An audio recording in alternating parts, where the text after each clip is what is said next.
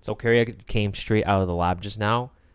Just cooked up a new tech with the Ezreal support. So basically going down the 80 carry list. And I wanted to use this video as kind of like a showcase of what the build was about and what he was cooking, because he did a lot of different like interesting takes on like support even within the world of 80 carry supports.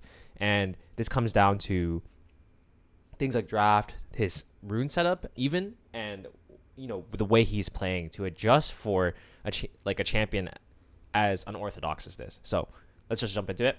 So starting from draft, I wanted to justify why the pick makes sense actually for T1. So they give themselves opportunities to actually pick these things because they're creative and they think about just what they need, right? So I would say this draft is pretty normal for the most part, with the exception of the Caitlyn Ashe bans to start. So the reason that FearX are okay with going for Kalista Renata early is only because they think, okay, there's no way we're going to get outpoked here because we can take Karma, so they can't go Varus Karma. Then we can go Kalista Renata opener, have decent matchup spread, and then boom, bada bing, bada boom, you're chilling, right? All right, makes sense on purpose, right? And with that being said, it actually is a pretty decent sort of opener, right? And the whole time, FearX is actually really scared of this poke condition, right? Because that is the main way they're going to lose this game. T1 have a pretty strong like overall opener with like Orianna, Varus, Aatrox. There's nothing wrong with that at all. Like they're playing to win. And even the Relon 4. Light flex, but realistically, it's not going to go into Renata. So they gave Keria for 5, right? Which is great because Keria is probably one of the best players in the world, if not the best player in the world to give R5 to, because he has access to many more champions. So this is where the Ezreal comes in. This solves the same issue in a sense where, hey guys, how do we win this matchup? Well, T1's going to use the same mentality here. And the Ezreal is kind of like a Walmart version of the other 80 carries where they're playing for really heavy poke and they're just playing to, really match and not have Fox be able to play on their conditions, right? The Fox comp is only good if T1 end up engaging. So let's just not. And that's the idea behind this, right? And what you're weighing against this, and this is kind of the theme here, it's like what you're weighing against what you're gaining with having something like Ezreal and being strong in lane versus the trade-off of having Ezreal support and, how potentially useless that could be. And Keria does a lot to make sure you get as much value out of this as possible. And it's very creative. So starting with the setup, if I want to point your attention here to the items. So he's actually started D-Blade. He did not start a support item at all. So again, same thing. Let's think about what you're gaining here versus what you're giving up. So of course, Bloodsong, or the item you're working up towards starting from World Atlas, it actually gives no stats, right? If you look up World Atlas, it gives pretty much nothing in terms of relevant stats for an AD carry or a support in this case, right? Whereas D-Blade, it does give you HP as well, but the main thing you're going for is the literal raw damage, right? And this creates, and what this does is creates a window where Keria is just super strong. Both bottom laners are super strong because they just are able to stat check the Kalista Renata, right? The matchup doesn't even matter as much because they just purchase more power, right? And this is only going to be relevant for the first maybe, like I'd say 6 waves max, until like both teams start to pick up some items, right? And that's the idea here. The setup is maximized because we also have the Ignite setup and the Fleet Footwork sort of rune keystone surrounding it.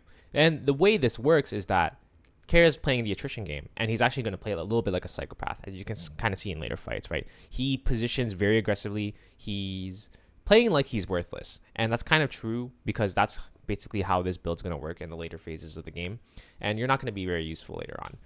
So this gank plays out, and this is just more so unlucky, I would say. Like, it's good on Fox that they did this timing. Lee Sin did a 3 camp into gank while the wave was good, so they went for it, and absolutely nothing wrong with that one, right? So the build still stays for the most part, and I want to point your attention to some of the fights that go on. And before I get to that, notice how actually Keria even buys a tier before he ends up going for his eventual World Atlas. So the mentality is, okay, I want to keep maintaining my strength and overall like ability to suppress this lane for as long as possible, because that's the whole point of this pick. That's a champion identity, if you will, even though it's kind of weird. And then let's get on to some of the fights. I think the main thing to take away here is that it's not about what the Ezreal actually did, because it wasn't very much, if I'm going to be honest with you. Like, if you take a look at this game and you thoroughly look and you're like, this looked kind of ass. And to be honest with you, I'd kind of agree.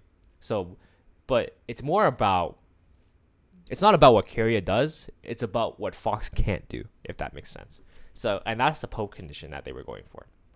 So, yeah, Keria didn't deal that much damage, blah, blah, blah, blah, blah. But then there is some fights and stuff where, especially this one that's coming up here at 2250, where Fox felt super obligated to actually do something, because look at the way Keria positions. Like, no AD carry would just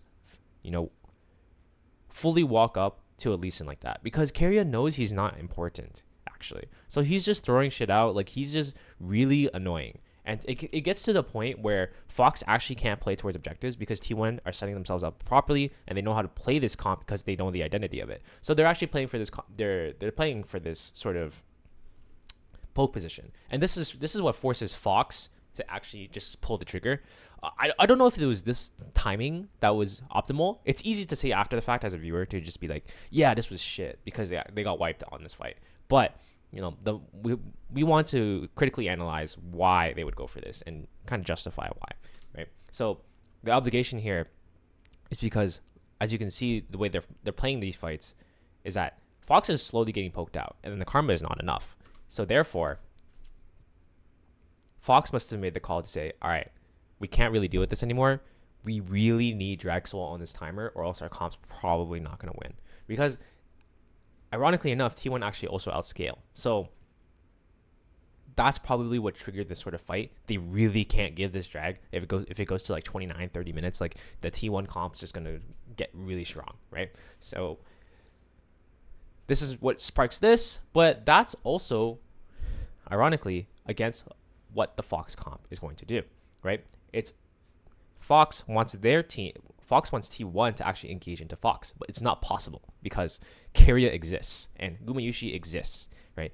Even if this is still actually an on-hit Varus, by the way, so it's not even like a really strong poke presence. So Keria is the main poke presence, and with that being, like, this is enough already to make the conditions for Fox kind of bad and force this engage, an arguably suboptimal engage, right? And this was caused off the back of Keria being able to get this poke and do his job on his champion. That's what makes this so interesting. And it's supplemented by the stuff that he's built around. Like, he has the Ignite to play for lane and just enable this psychopathic behavior. And that's what ends up blowing this game out of the water, right? So Fox are wiped. T1 get both Dragon and Baron now. And the game is pretty much won from here, in my opinion. So we can just kind of inference from that. It wasn't really about what Keria did. It's about what Fox can't do. And I wanted to look at one more fight where it just exampling of what Keria did in order to make this so insane. So again, so forward. He doesn't care, right? He knows he's not that useful. Like, Fox are not too interested in him, right? So they're contesting over bot wave. And what ends up happening, it's so fast, right? You don't even realize. So Keria, this is more off of a pick, right? But the idea is kind of similar here, where Fox is very limited in how they can play these fights, actually, more than they probably anticipated because of how Keria is putting pressure. And it doesn't look like it, like, he's not putting out crazy numbers. Like, Zeus is clearly the one putting much more damage, like arguably anyone else, right? But the moment kind of is realized here when they're getting poked down mid, they can't really fight, and they're like, wait, this was kind of annoying. So I just wanted to justify the madness from this build and kind of make sense of it for you guys at home. So yeah, hopefully that makes sense. See you guys.